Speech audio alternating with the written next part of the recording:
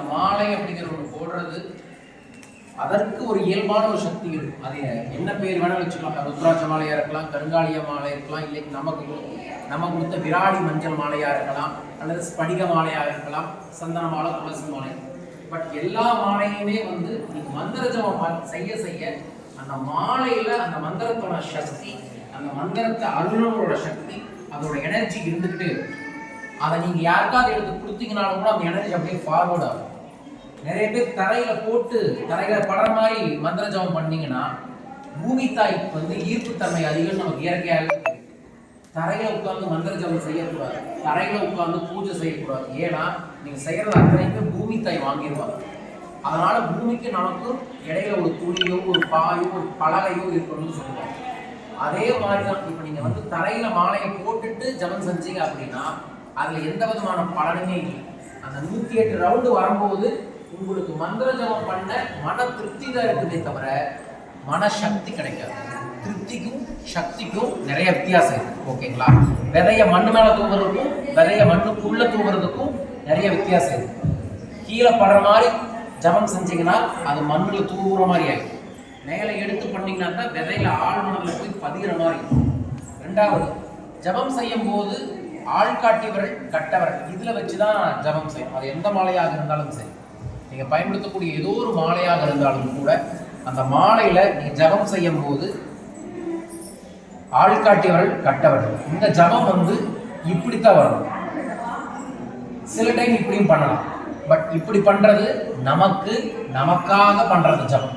இப்படி மந்திர ஜபம் பண்ணிருக்க போது ஓம் சிவசிவ ஓம், ஓம் சிவசிவம்னு இப்படி பண்ணினீங்கன்னா இது உங்களுக்காக. இப்போ உங்க குடும்பத்தில் ஒருத்தருக்கு வந்து உடல்நிலை சரியில்லை, குடும்பத்தில் ஒருத்தங்க உங்க குழந்தைக்கு வந்து நல்லா படிப்பு வரணும்னு நினைக்கிறீங்க வைங்க. இப்போ படிப்பு வரதுக்கு சரஸ்வதி அம்மா வழிபட சொல்றோம். ஓம் சரஸ்வதி ஓம் அப்படிங்கிறத இப்போ அம்மாக்கள் குழந்தைகளுக்காக ஜபம் செய்றீங்கன்னா வெளியே ஓம் சரஸ்வதியே நம, ஓம் சரஸ்வதியே நம வெளியே கொண்டு. ஓகேங்களா? மற்றவங்களுக்காக, லோக சேமங்களுக்காக, உலக நன்மைக்காக நீங்க ஜபம் செய்யும் போது மாலை வெளியே உருட்டணும். உங்களுக்காக பண்றதுக்கு முடிவு பண்ணிட்டீங்கன்னா உங்களுக்காக ஓட்டணும். முதல்ல உங்களுக்காக ஊட்டி நீங்க நல்லா இருங்க. அப்பதான் மற்றவங்களுக்கு சக்தி தர முடியும். நமக்கே சக்தி இல்லாம மற்றவங்களுக்கு சக்தி தர முடியாது. ஸோ நீங்க குழந்தைக்கே பிரார்த்தனை பண்ணாலும் முதல்ல உங்களுக்கு பிரார்த்தனை பண்ணதுக்கு அப்புறம் தான் அவங்களுக்கு பண்ணணும். புரிஞ்சுதுங்களா? ஸோ யாருமே இந்த தரையில படுற மாதிரிலாம் வைக்கக்கூடாது. படுற மாதிரி எப்போ வைக்கணும் அப்படின்னா இரவு தூங்க போகும்போது மாலையை சுத்தப்படுத்துறதுன்னு சொல்லுவாங்க. மாலா கிளன்சிங் அப்படின்னு சொல்லுவாங்க, ஹீலிங் பண்றதுன்னு சொல்லுவாங்க. அது கருங்கல் ஒன்று வாங்கி வச்சுக்கிட்டு அந்த கருங்கல்ல உங்க மாலையெல்லாம் போட்டு படுக்கை அறையில வச்சிடணும். முடிஞ்சா அது குபேர மூலையில வச்சுட்டு அது மேல பச்சை கற்பூரத்தை தூவி விடலாம், சுத்தமான சந்தனத்தை தூவி விடலாம், ஜவ்வாதை தூவி விடலாம், அல்லது புழுது தடையை வச்சிடணும் ஒரு நாள் இரவு முழுவதுமே. அடுத்த நாள் அதை எடுத்தீங்கன்னாவே அதுல அந்த எனர்ஜி, புது எனர்ஜி வருவதை நீங்க பார்க்க முடியும். ஸோ அதனால மாலையை பயன்படுத்தும் போது தெளிவா பயன்படுத்துங்க.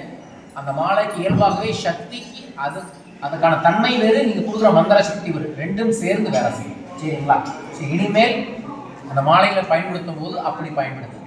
அதுக்கப்புறம் மாலை போட்டோம்னா நம்மளும் மாலை ஒன்று தான். அதனால நல்ல நாளில் போடலாமா, கெட்ட நாளில் போடலாமா, அங்கே போகும்போது போடலாமா, இங்கே போகும்போது போடலாமா, அதை சாப்பிடும்போது போடலாமா, இதை சாப்பிடும்போது போடலாமானா இந்த உயிரும் இந்த ஜடப்பொருளும் இணைஞ்சிருச்சுன்னா ரெண்டுமே சேர்ந்து உயிர் பொருளாக ஆகிடும், சக்தி பொருளாக ஆகிடும். அதனால அந்த பொருளுக்கும் உங்களுக்கும் வித்தியாசம் இருக்காது. ஸோ அதனால அதை பற்றி சந்தேகப்படவே வேண்டாம். கண்டிப்பாக ஒரு மாலை எப்போதுமே கழுத்தில் போடுங்க. அந்த மாலையை நீங்கள் தொட்டு பிரார்த்தனை பண்ணும்போது பெரும் பலம் கிடைச்சிருக்கு. அதில் மிக முக்கியமாக பெண்களை பொறுத்தளவுக்கு தாலி கொடி போல உலகத்தில் சக்தி மிக்க மாலை எதுவுமே இல்லை. ஸோ உங்களுக்கு ஒரு பயம் வருது, ஒரு பதட்டம் வருது, ஒரு கவலை வருது, நல்லா ரைட் கையில் வச்சு நெஞ்சுக்குழியில் வச்சு மனமாறி நீங்கள் செய்யக்கூடிய பிரார்த்தனைகள் நேரடியாக பிரபஞ்சத்துக்கிட்ட போகும் அப்படிங்கிறது. ஏன்னா அக்னி சாட்சியாக தான் அந்த மாலையை, அந்த தாலியை நீங்கள் கட்டியிருக்கீங்க. ஸோ அதை பண்ணும்பொழுது அந்த அக்னியே வந்து இப்படி ஏங்கி கேட்குறாளே, இப்படி ஏங்கி பார்க்குறாளே, இப்படி ஏங்கி ஏதோ ஒரு வருத்தம் இருக்கிறாளே, அதை போக்கணும் அப்படிங்கிற தன்மையும் கிடைக்கும்.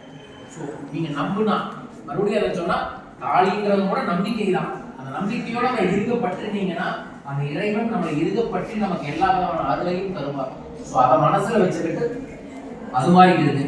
அதுக்கப்புறம் இறை சின்னங்கள், சிவ சின்னங்கள்னு சொல்றது வெறும் நெட்டியோட இருக்கக்கூடாது, வெறும் கையோட இருக்கக்கூடாது, வெறும் கழுத்தோட இருக்கக்கூடாது. அது இயல்பான தன்மை. ஸோ அது உங்களுக்கு பிடிச்ச தன்மையில ஏதோ ஒரு விதத்துல ஒரு விஷயங்களை, தெய்வ சின்னங்களை உங்களோட காமிங் அதுவே வந்து உங்களுக்கு ஒரு பாசிட்டிவான எனர்ஜி கொடுக்கும். அல்லது நம்மகிட்ட பேச வரவங்களோட நம்மகிட்ட பார்த்து பார்க்காதான் பேசுவாங்க. ஸோ அதற்காகவாவது அதை நீங்க பயன்படுத்தி கொள்ளுங்கள். அடுத்த சோதி. இப்ப நம்ம வந்திருக்கிறது பொங்கு 7 ஸ்தலங்கள்ல